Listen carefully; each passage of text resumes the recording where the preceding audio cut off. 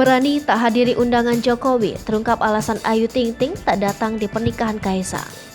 Berani tak hadiri undangan Jokowi, terungkap alasan Ayu Ting Ting tak datang di pernikahan Kaisang dan Erina Gudono. Padahal Ayu Ting Ting juga menerima undangan pernikahan anak Presiden Jokowi itu. Ternyata Ayu Ting Ting punya alasan sendiri tak menghadiri acara pernikahan Kaisang Pangarep dan Erina Gudono. Memang, keluarga besar Presiden Joko Widodo saat ini sedang berbahagia.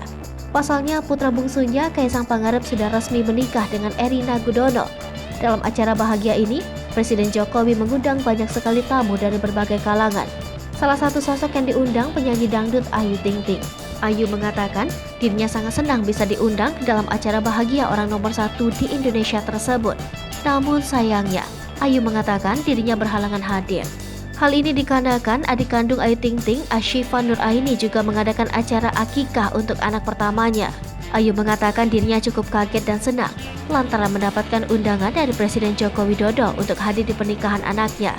Walau tidak bisa hadir ke acara membahagiakan tersebut, Ayu tetap memberikan hadiah kepada pasangan pengantin.